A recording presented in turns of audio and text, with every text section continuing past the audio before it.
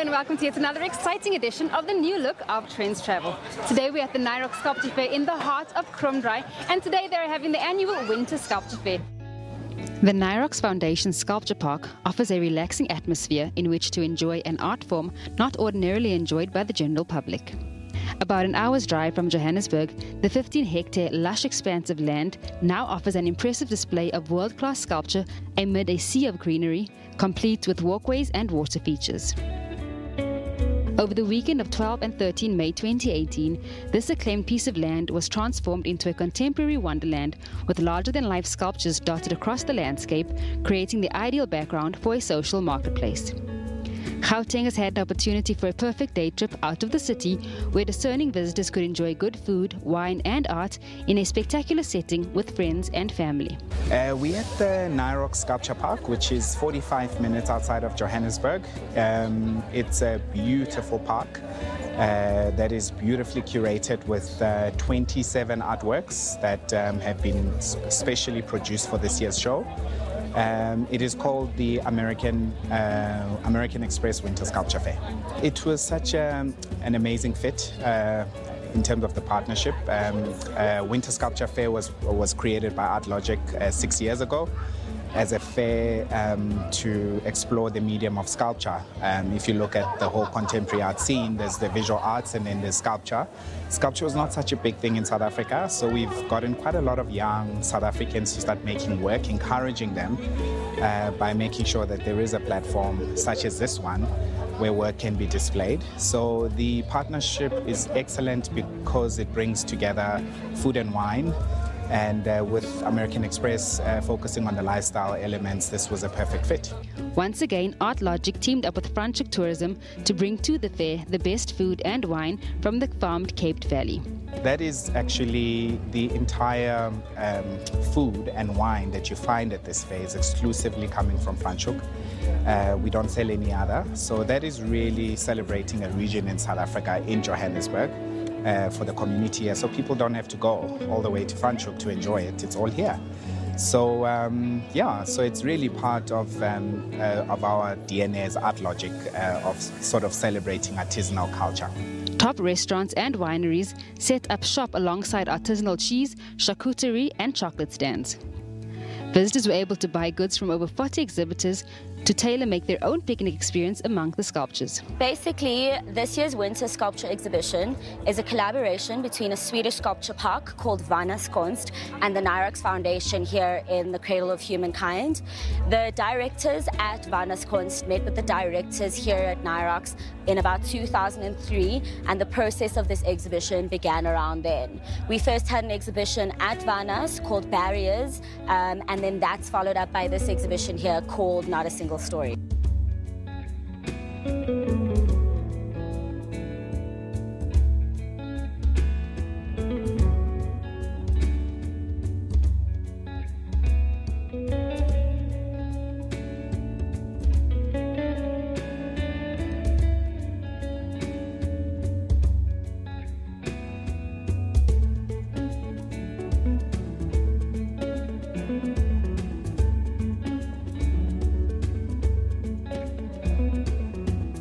The title of the exhibition, Not a Single Story, is based off of a TED Talk given by Chimamanda Ngozi Adichie in about 2009. The basic premise of the TED Talk that she gives is that we're in danger of a single story. What that basically means is that there's no diversity in dialogues. We hear the same stories about the same types of people all the time. Always the West, always men. So what we're doing with this exhibition is basically giving women from around the world an opportunity to showcase outdoor sculpture works.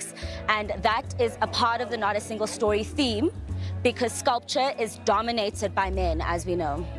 The 2018 Nyrox Winter Exhibition, Not a Single Story, will showcase work from Africa and the diaspora with the inclusion of Kenyan-German artists, American-South African artists, US-based Nigerian artists, and Moroccan-French artists. The exhibition was open to the public throughout the Winter Sculpture Fair, allowing visitors to wander the park and discover the artworks or picnic among the sculptures with family and friends. And I have no favorites. I think there's so many good works in the show that have so many great merits. I mean, we have Dr. Esther Mahlangu's wall, which is amazing because of the tribute that she plays to Ndebele culture. She's an amazing South African icon. She's seen so much of the world speaking just Ndebele and English, and she's done that just using her tradition and culture. We also have these amazing sculptures made by an artist duo called Mwangi Hatta. They basically body printed themselves onto these steel huts, and there's 6 or 7 of them. Swedish artist Caroline Martinson has carved the silhouette of this plant called the ink plant into a dolerite rock, and she carved that ink plant in there because she's so concerned with the environment. And if you look at the way the environment is degrading, the ink plant used to grow everywhere across the Gauteng region, and now it only grows here in the cradle of humankind. There's just so much to see, and I think everyone should make some time to come out to the sculpture park. Apart from the sculptures, the artwork for the day also included a live performance piece captivating the attention of the crowds. And honor the domestic worker.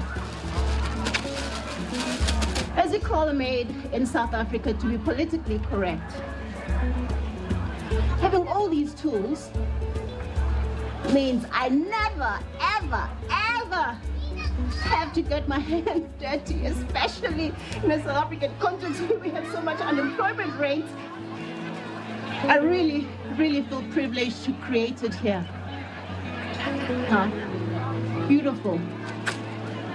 And that was all that is happening right here at the Nairobi Sculpture Fair. It is the Winter Sculpture Fair. I had a great time, and I'm going to continue having a great time while you go to an ad break.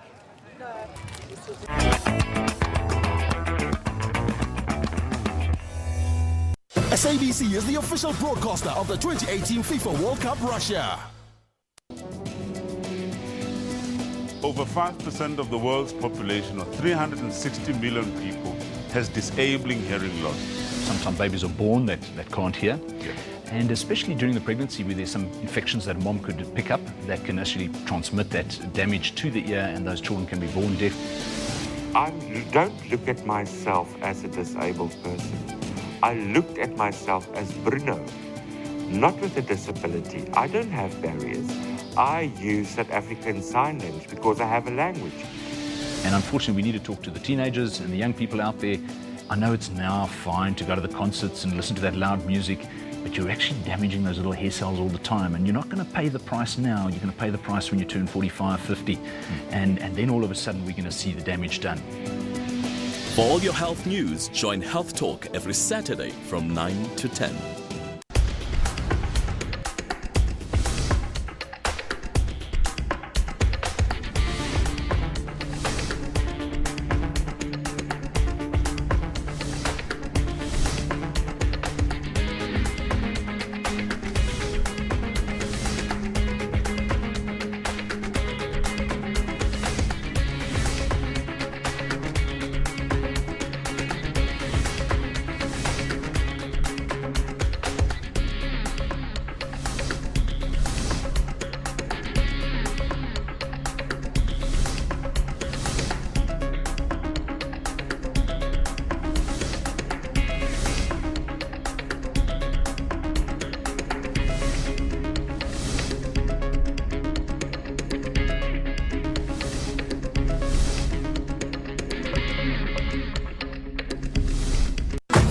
Nations, 44 matches live on SABC 1 and 19 SABC radio stations. SABC is the official broadcaster of the 2018 FIFA World Cup Russia.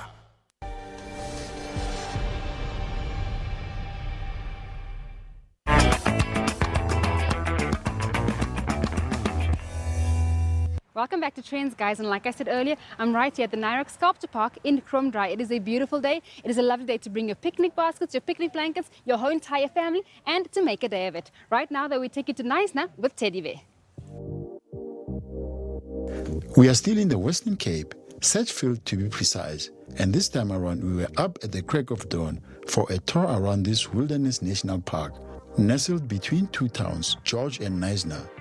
This area is protected and forms part of the Garden Route National Park. Our sightseeing experience was done in style on a Segway. But before we could wheel around on a two-wheeler, self-balancing battery-powered scooter, we were given a few safety instructions on how to use this scooter, which for me is definitely the best innovation since bubblegum.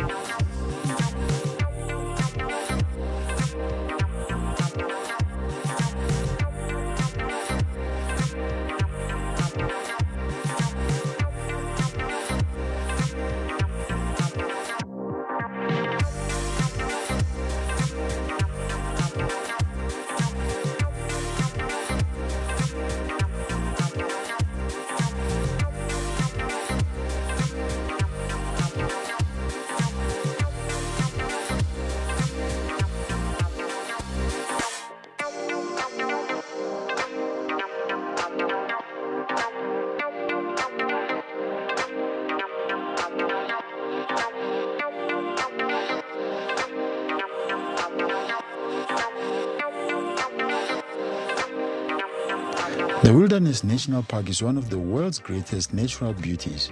Here you'll find a great number of rivers, valleys, mountains, lakes, and forests.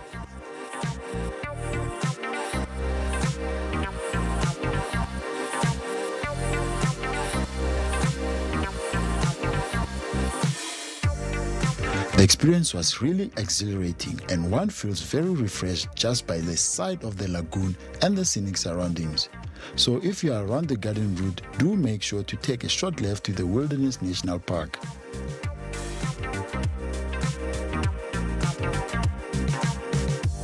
Next up, we visited the Knysna Elephant Park, situated between Knysna and Plettenberg Bay.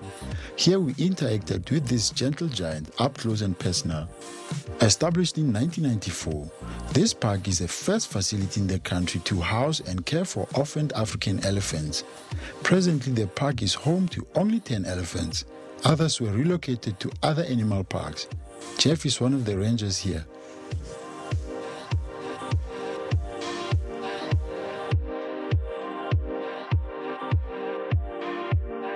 Basically, where we stand as Knysna Elephant Park, we're actually looking at the elephants which used to roam in this area. That is why we're standing on the side of education, so that people can be educated, know how important it is to look after these animals. And in that way, once the elephants have relaxed, the population can increase by breeding.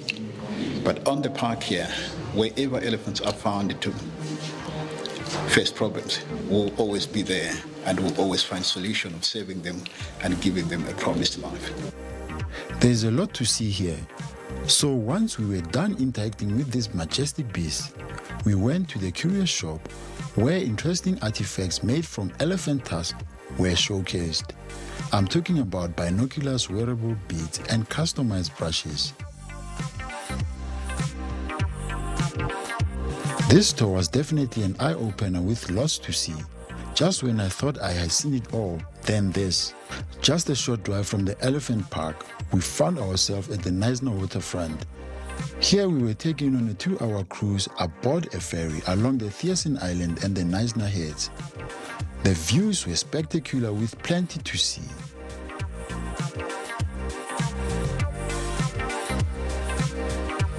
There's quite a big variety of marine life that you find swimming into the Knysna estuary, but a very secure place in Knysna. As we were approaching the Knysna Heads on the hill overlooking the lagoon, we were greeted by beautiful private properties that I'm told would force you to dig deeper in your pockets to own. Most of the houses were built from the ashes after the fell fires that ravaged Knysna a few months ago. After our longboat cruise, we retired at this hotel where we spent the night. So if you are planning on holidaying around the Western Cape, Knysna should be #1 on your bucket list.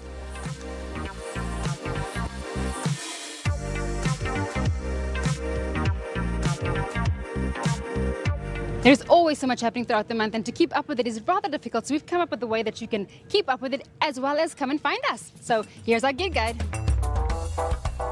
The 2nd of June sees the Green Garden Cafe and the Purple Tulip Nursery hosting Taste Latino Food and Craft Market in a lovely country-style setting in the north of Johannesburg. Join them as they celebrate Latino culture here in Joburg. There will be artisan crafters with handmade wares. You can taste some of the most traditional dishes from Latin America in a 100% child-friendly environment. There's also free salsa dance classes and, of course, Latin music. On the same day, the township of Alex will be hosting the Make Africa Great, a platform of inspiration and greatness. Prepare for a fun-filled 2-day festival aimed at creating opportunities for Black entrepreneurs, artists, and most importantly, the youth. The event features live music, stalls, comedy, and DJs. If you're feeling a little more adventurous, then the Champagne Breakfast in the Sky is for you. A hosted table suspended at a height of up to 60 meters by crane and executed by a team of professionals. Breakfast is served mid-air, hovering over Johannesburg. Still on the 2nd of June, why not spend nightfall painting, having a wine tasting and chocolate pairing with the Winter is Coming theme. This evening event is for all levels of artists looking for a fun night out, meeting like-minded people in a creative and friendly environment. The weekend of the 8th to the 10th of June is going to be epic. Joburg's Ticket Pro Dome is set to feature this year's hottest event, the Fire and Feast Meat Festival. This year's festival hosts a lineup of culturally diverse chefs, each chosen for their talent and expertise in taste and technique. This quintessentially proudly South African weekend-long love affair of meat, fire, braais and music promises to be the event of the year for all discerning diners, foodies, braai masters, butchers and industry experts. On the 9th of June, why not join SAB for a delectable 5-course meal paired with SAB branded beer? A trade brewer guides guests through the pairing, explaining how the mouthfeel, flavor and aroma of each beer enhances the flavors and textures of the food. All of this simply means that you have Father's Day in the bag. If you have anything you'd like to share with us and the Trendz Travel world, let us know at Trendz on SABC.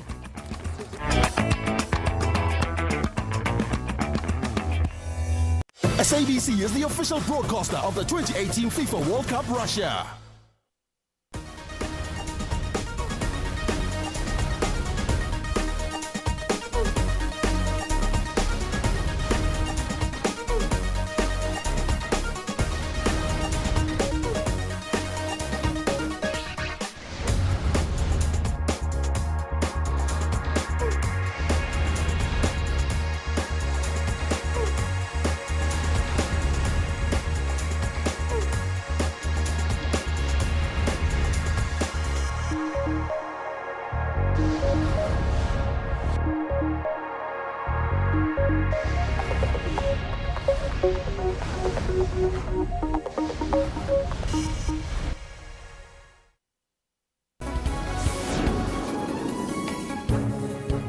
This is your midday report. Good afternoon. I will be free. I assume as President of the Republic of Kenya. Let's take a look at how African markets and currencies are performing now. The central bankers say the success of Bitcoin and other cryptocurrencies is just a bubble. Breaking stories, detailed economy and sport. Tune into Midday Report every Monday to Friday from 12 p.m. SABCnews.com is your one-stop digital portal to all the news you need. With a website that is easy to use on mobile, SABC News prides itself in being the primary source of public service content across multiple platforms. Watch live streams of all the big news events on the SABC News YouTube channel, which is one of the most viewed South African YouTube channels globally. And catch up on the best of SABC television and radio news. Follow breaking news on all of the SABC News social media platforms, interact with SABC News on Facebook, and stay connected on Twitter for the latest headlines and real-time updates by our reporters. SABC News, everywhere.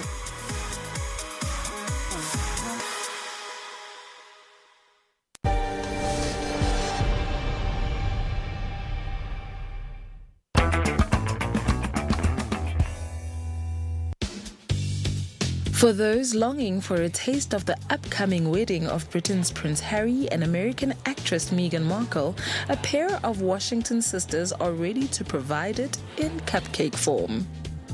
Georgetown Cupcake, which has already garnered national media attention for its gourmet treats, is busy baking up a royal wedding dozen. People in the U.S. definitely have royal wedding fever. We're really excited about the wedding, and a lot of people are having viewing parties at home to celebrate, waking up super early, and a lot of people are ordering our royal wedding dozen for dessert because, you know, if they're having wedding cake, it's a fun way to kind of spruce up your royal wedding party. The cupcakes includes 2 of lemon elderflower modeled on the cake at Harry and Markle's May 19 celebrations. To complete the wedding theme, the cupcake is frosted to look like an English rose. Customers at the store in Washington's Tony Georgetown neighborhood approved when treated to samples of the mix of lemon and elderflower, which comes from European elderberry. So my sister and I own Georgetown Cupcake, and we grew up in Canada. We were born and raised there, and we grew up, you know, watching Princess Diana, and we've always had a keen interest in the royal family ever since we were little girls. So this for us is super special. We love watching Will and Kate's wedding, so this is a really exciting event for us.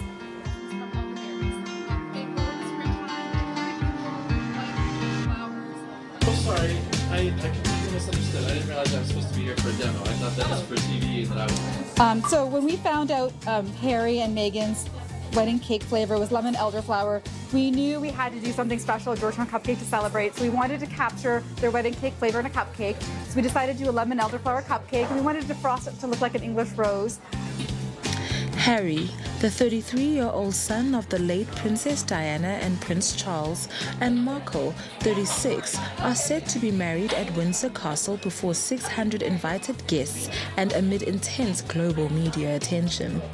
In 2011, Georgetown Cupcake came up with special cakes for Prince William's wedding to Kate Middleton.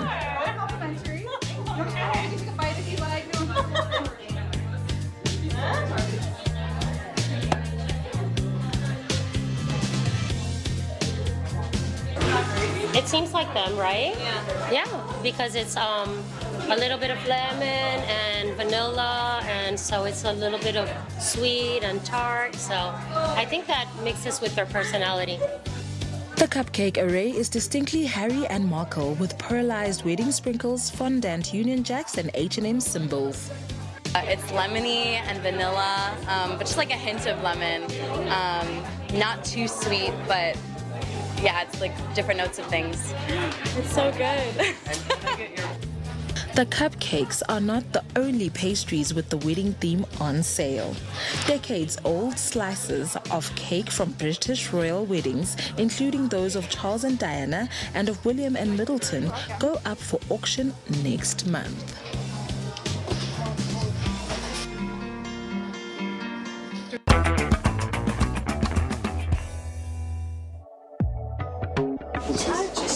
Coffee drinkers have the chance to sip on a portrait of soon-to-be married Prince Harry and Meghan Markle, thanks to a Windsor bakery, which is putting a wedding spin on barista art with their Make Harry Chino.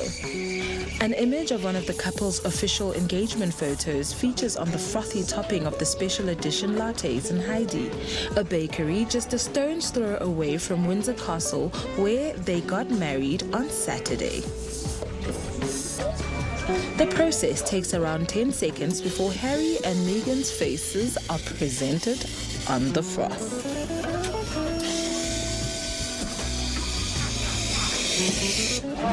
Yeah, today we're selling the Make Harry Chino, which we have creatively named, and it's a print of Meghan and Harry put on top of a cappuccino in celebration of the royal wedding. All made in-house, and we've bought a machine that's one of the only ones in the UK to be able to print coffee on top of a cappuccino in any design you want, and we've made a specific design especially for the wedding. The coffees use the same machine as a cafe in London, which was Europe's first location to deliver a selfie chino, where customers sip on their own self-portraits.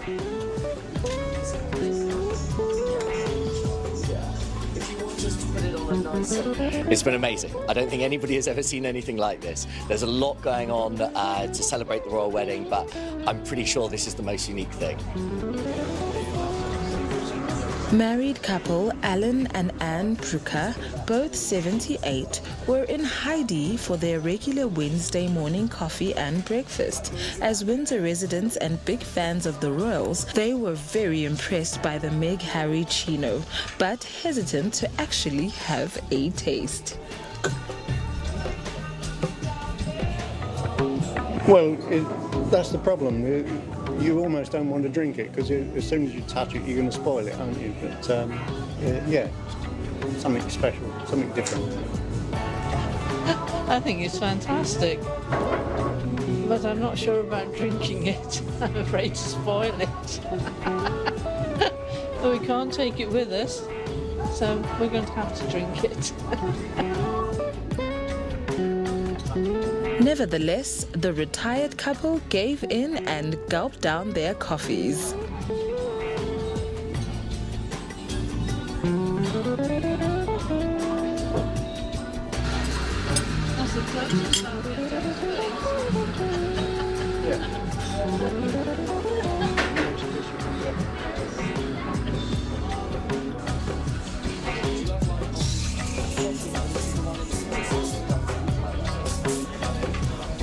The miniature works of art are proving to be a hit with both old and young and are cementing a huge historical moment in a fun and light-hearted way.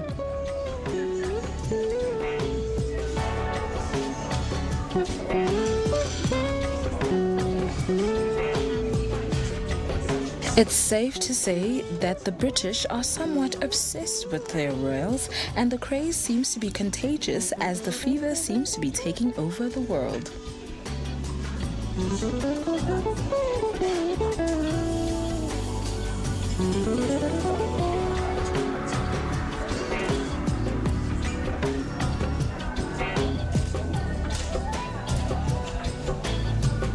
The nuptials have taken on a larger-than-life experience as many other foods are turned into Harry and Meghan fan foods or pure works of art.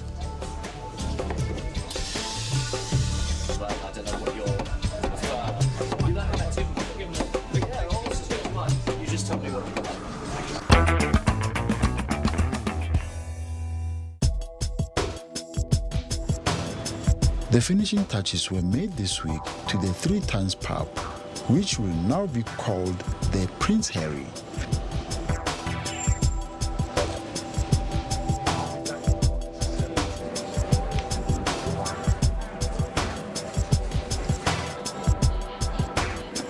The more than 500-year pub is located just a stone throw from the Windsor Castle, where Prince Harry got married to American actress Meghan Markle.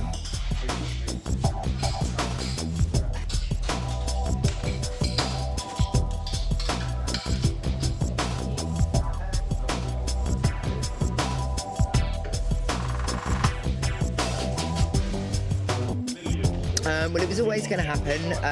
It just so happens that we managed to get it done after he'd announced his engagement to Meghan. So it was a race against time to get the name up and everything for the big day. I'm going to have one more. Well, I only found out on Monday when I came in, and it actually put a smile on my face. I thought it was kind of like amusing. And I don't mind in the slightest. I mean, as a general rule, I'm not that keen on pubs changing the name when they've been here a long time, but hell, why not? Oh, it's brilliant. The staff are still the same. They're still friendly. They're still doing everything they always did. It's basically just a name change. And I think that's great. They've done what... The locals were visiting the pub, decorated with flags, balloons, and portrait of the prince, welcomed the name change.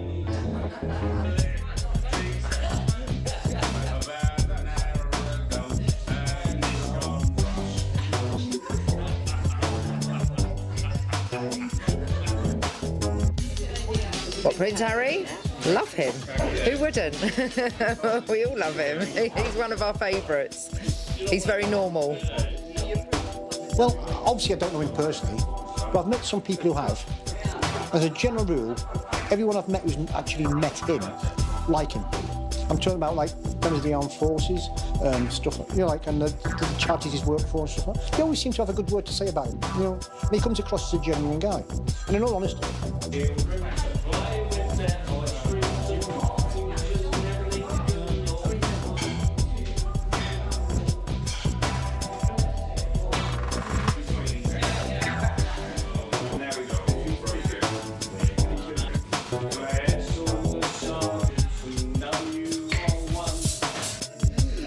We will be partying with the masses. There's going to be thousands of people descending on Windsor on Saturday, so it's going to be mental. We are going to work through it, smile, and watch people have a good time, hopefully. I am very looking forward to the big day. I am a big royalist, and I think it's going to be a big thing for the town, and it will give us all, tourists, everyone, the chance to get into the town and look at things. More than 100,000 people are expected to flock to the gentle town dominated by the Windsor Castle, where the couple got married in a glittering ceremony, mixing traditional royal pomp with a touch of Hollywood glamour.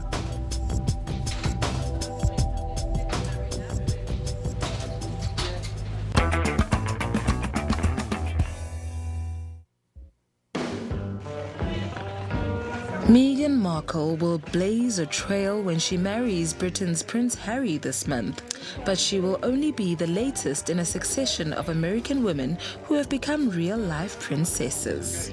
As will be expected of the Los Angeles-born actress, these women had to cast aside any American suspicions of aristocracy and enter the rules-laden customs and traditions of a foreign monarchy. When Grace Kelly became engaged to Monaco's Prince Rainier more than 60 years ago, rumors swirled around her Philadelphia neighborhood that the wedding would take place at the local parish church.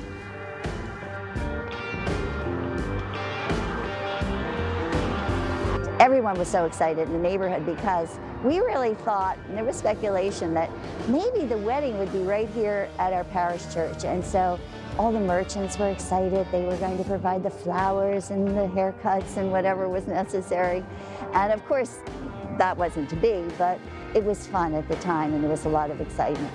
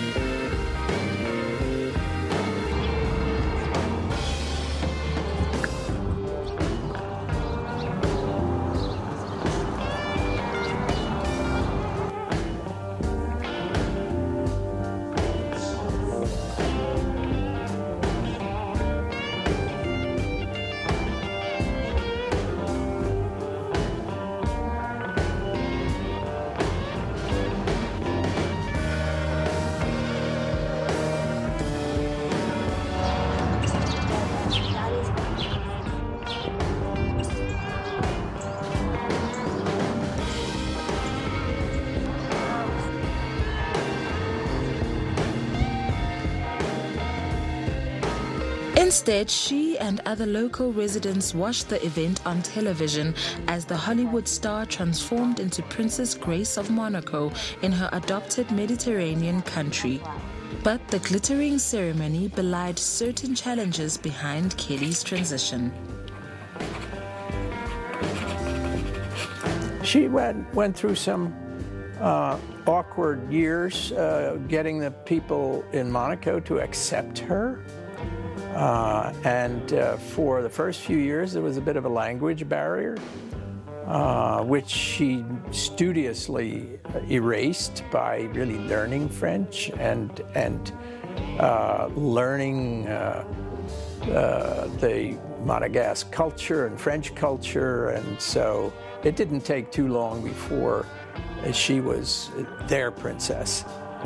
Princess Grace's reign ended with her tragic death on September 14, 1982, after she suffered a stroke while driving and her car plunged over a parapet on a steep winding road behind Monaco. In 1959, American socialite Lee Radziwill became a princess overnight when she married her second husband, Prince Stanislaw Albrecht Radziwill of Poland, in a quiet ceremony.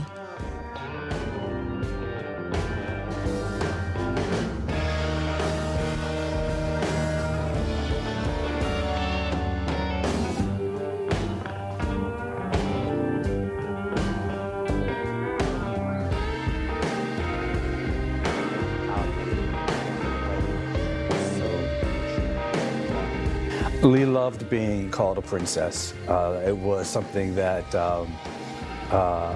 gave her a lot of pleasure, and she made sure that people in her life referred to her as Princess Lee Radziwill pretty much often, especially in the media. She embraced the title in part because it helped distinguish her from her sister, soon-to-be U.S. First Lady Jacqueline Kennedy, with whom she had always had a competitive relationship. You know, she had all the manners in place. She had the decorum. She had the etiquette.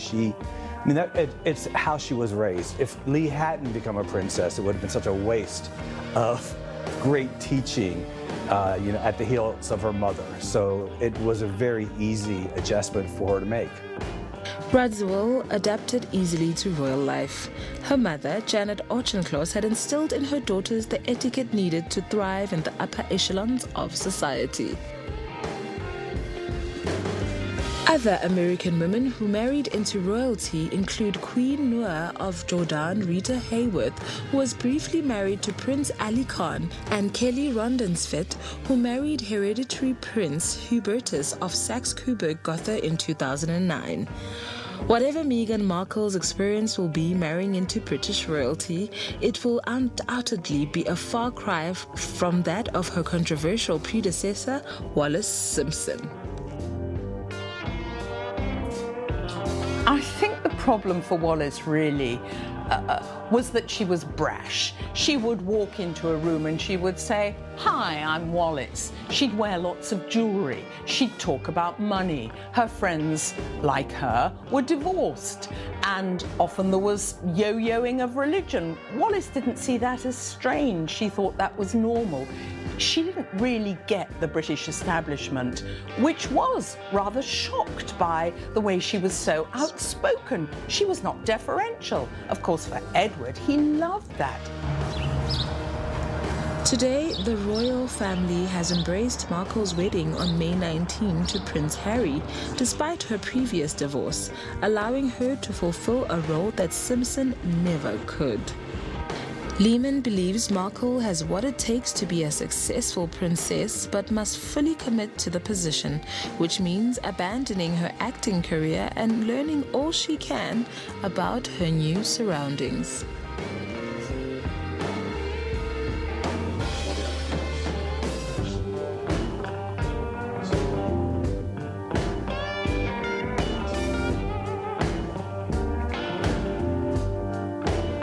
Wallis and Edward were outcasts from the beginning of their married life, and that was really what set the tone of bitterness and anger with the royal family.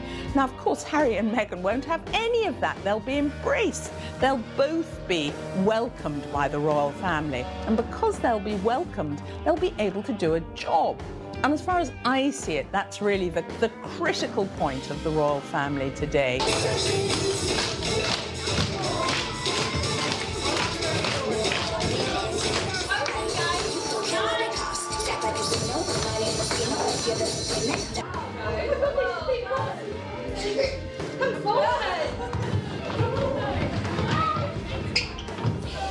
Everything I've seen and read about her is she'll be a success, but she cannot follow a better example than Princess Grace.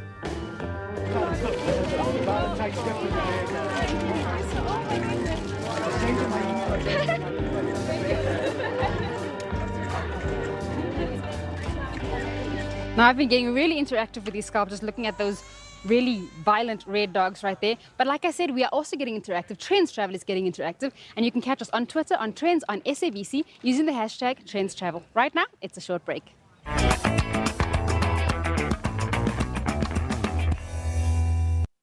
SABC is the official broadcaster of the 2018 FIFA World Cup Russia.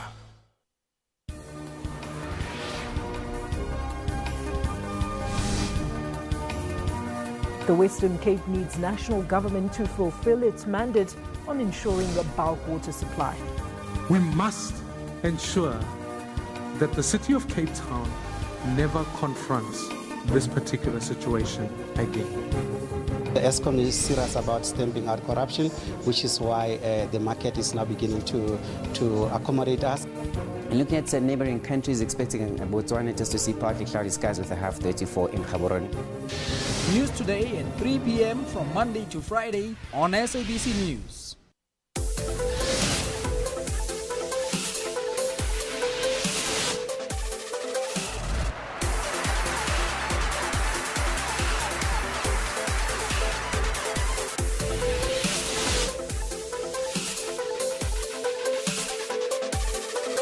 No.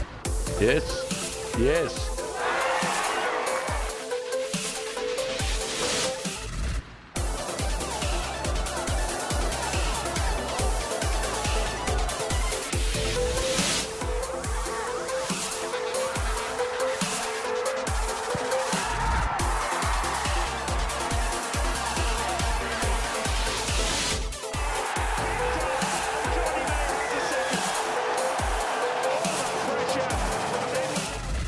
Sports Live every Saturday and Sunday at 7:30 p.m. 32 nations, 44 matches live on SABC1 and 19 SABC radio stations. SABC is the official broadcaster of the 2018 FIFA World Cup Russia.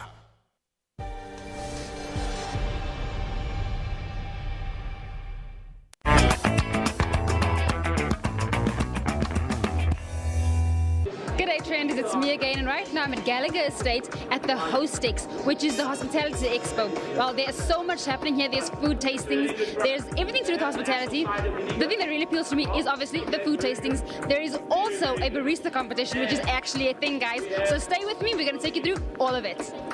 Hostex Powering Food and Hospitality Africa is the largest Pan-African food, drink and hospitality expo, bringing together a multitude of food, drink and hospitality exhibitors all under one roof. Taking place at Gallagher Convention Center, Hostex is where the who's who of the hospitality and food industries have been coming to do business for the past 31 years. This year, renowned chef Ruben Riffel demonstrated his signature dish at the Skillery and was met with enthusiastic patrons as he showcased his skills. I normally would want to call my restaurant sort of like a modern South African, we cook modern South African food. And by that I mean for myself is taking some traditional style dishes of South African. Let's say I mentioned there bobotie. I might use just the spice of a bobotie to season maybe a braised lamb shank. So you'll have those flavors, but it's not your traditional bobotie, for example. So yeah, it's a tough one because it's not necessarily one that you can say it's Italian or it's South African or whatever, but I would probably be closer to South African modern type of restaurant. From humble beginnings in Franschhoek, Western Cape, where he first discovered his passion for cooking, Ruben has enjoyed success as a restaurateur, TV host and author, but few know that he has been in the hospitality industry since he was 16 years old. Obviously, growing up in Franschhoek and family working in restaurants, as you know, holiday times, you end up working there to earn a little bit of money, extra cash, and then if you don't really know what you're going to do after school, you've got to find a job, you know. So my mum kicked me out. She threatened to kick me out, and she said, "You've got to work." And so she had a existing work in a restaurant there, and they said, "Yeah, no, bring him. He can come and work there." And I hated it. You know, I was a barman. I was the worst waiter you can think of because I struggled to smile if I didn't really feel happy, you know. So I was one of those, maybe you still see it today, those grumpy waiters walking around. And I guess because I already, you know, had a knack for food and I used to cook with my mum in the kitchen, especially preparing Sunday lunches and whatever, I saw that the guys in the kitchen had just so much more fun than the people up front, because we had to deal directly with a difficult public sometimes, you know, whereas I just wanted to hang out with the people in the kitchen, even though the workload's longer.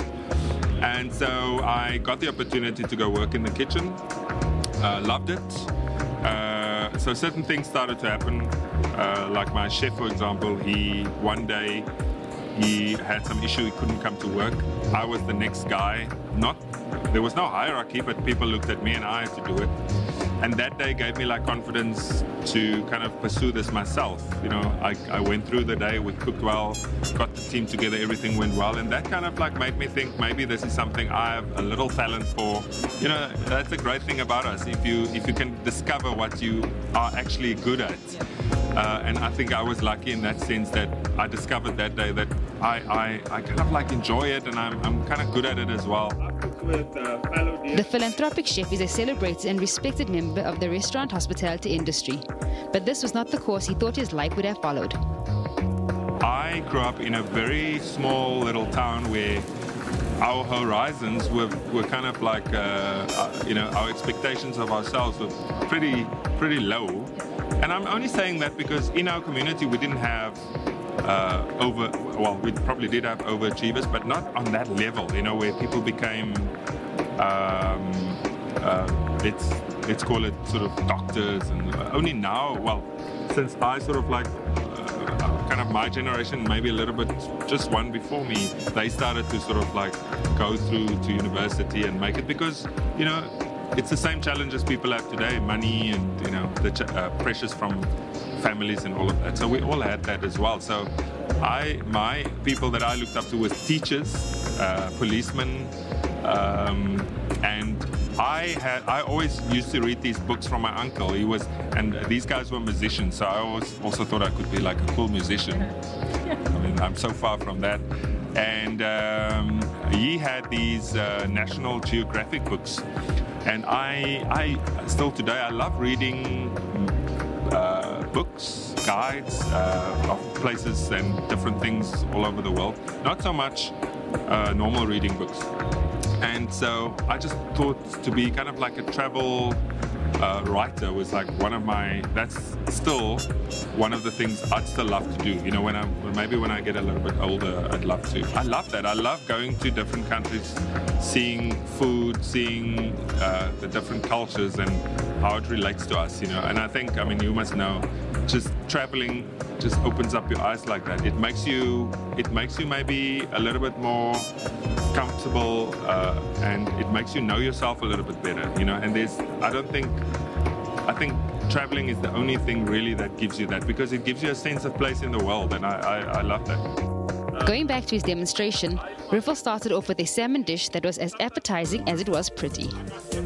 The first course was a salmon dish. We always have a salmon kind of starter dish on the menu.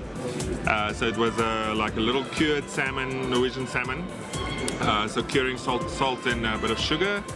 And then I served it with a very interesting dressing where you crush sort of seedless grapes. So you take that fresh juice, and yes, there's a difference to that juice to the one that's in a bottle. You know, you get all that kind of like tannins and the more sweetness, the proper one you get there.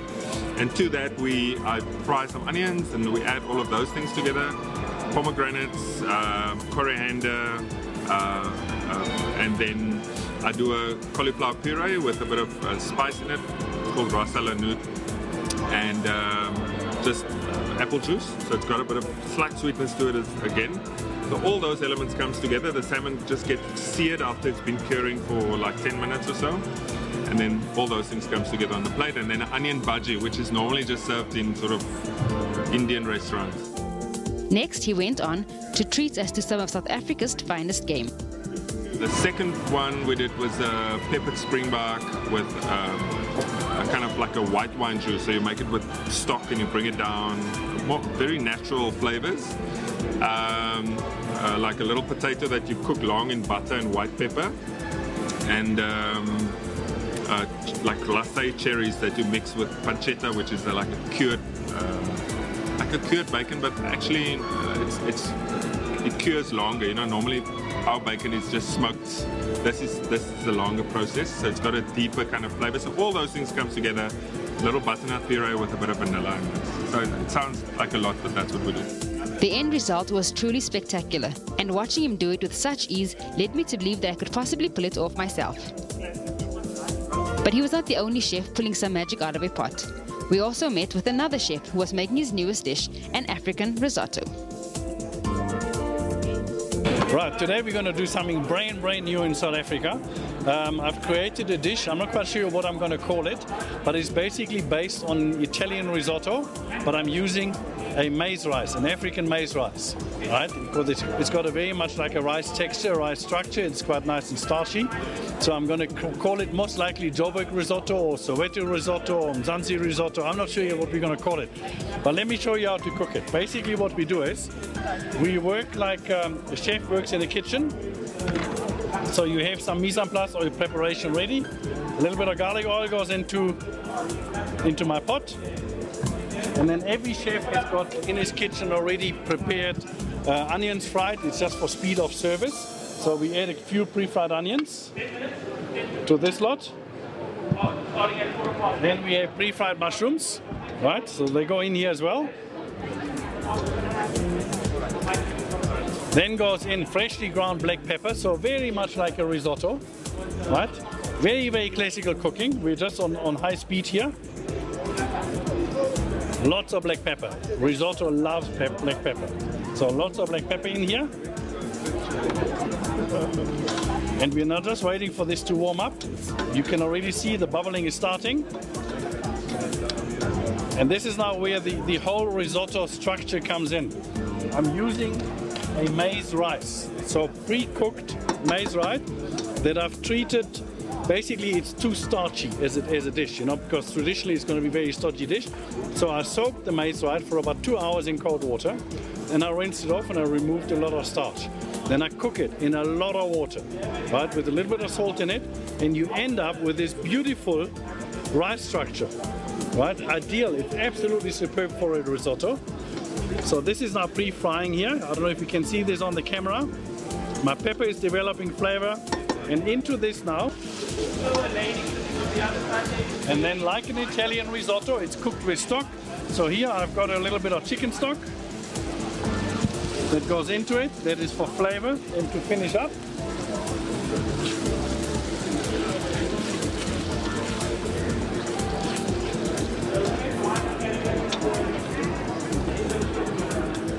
And we're just going to wait for a second for this to reduce a little.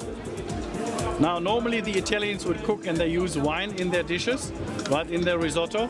I'm not using wine because I don't know who my puppy is going to eat, so out of respect, I'm going to leave the alcohol out. But that would just, if you cook this at home, add a little bit of dry white wine, just gives it this beautiful, authentic flavor. So here we're cooking now. This is almost ready. We're just waiting for the liquids now to evaporate a little. And then I'll take a cooking cream. This is a highly specialized cooking cream made for professional chefs, but it is available in the market, so not really a big deal to obtain it. And this now goes into my risotto. You bring it to boil, we add some cheese, and the risotto is finished. That's how quick it actually goes. It's absolutely amazing. So a lovely dish. This is amazing to serve with some grilled or fried chicken. Absolutely fantastic piece of seared salmon to die for, you know. So it's just a lovely little dish, but the proof lies in the pudding. So we're going to bring this to the boil. I'm just waiting for the grated cheese to arrive, and then I'm going to give you a taste and you tell me what you think of it. Right, hi Eloise, tell me now, we've created this Mzansi risotto. Now it's all up to you. You give me your opinion. Okay, now we're trying our Mzansi risotto. Let's go. Oh, it's so good. This is amazing, isn't it? It's nice and creamy. And the maize is so good. I was expecting like pop. Like pop, exactly. But you're not. You're actually getting a beautiful rice structure, a bit crunchy. Yeah, the onions are very nice. I lived it. It's almost like they're caramelized, but yes, that's right. That's exactly what I've done. Guys, look, I'm a connoisseur. Right, there you go. Absolutely. So you reckon we have a winner on our hands? We have a winner. We have a winner. Fabulous. Thank you very much. And I helped named it, guys. You have named it. Absolutely. Thank you very much for your support. Thank you very much. We've come to the end of this edition of Trendz Travel. We do hope that you enjoyed it. I was your host today, Eloise Scoble, and we came to you from the Nyrock Sculpture Park. Do remember that you can catch us on Twitter at Trendz on SABC using the hashtag Trendz Travel. We look forward to hearing from you.